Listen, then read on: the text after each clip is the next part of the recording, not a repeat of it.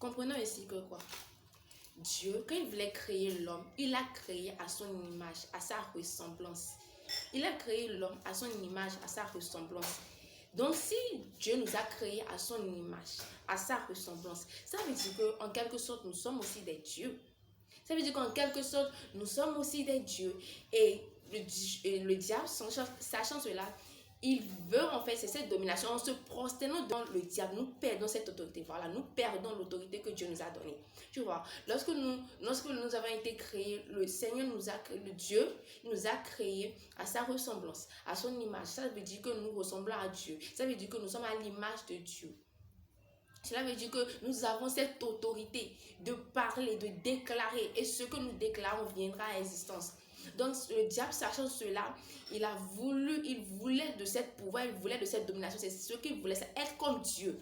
Mais lui n'a pas eu ce privilège, c'est nous qui avons eu ce privilège.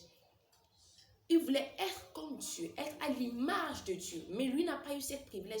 Ce privilège, c'est nous qui avons reçu ce privilège.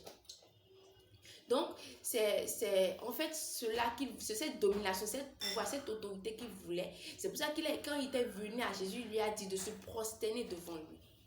Il a demandé à Jésus de se prosterner dans le livre de Matthieu, dans Matthieu chapitre 4 que nous avons lu tout de suite. Il a demandé à Jésus de se prosterner devant lui.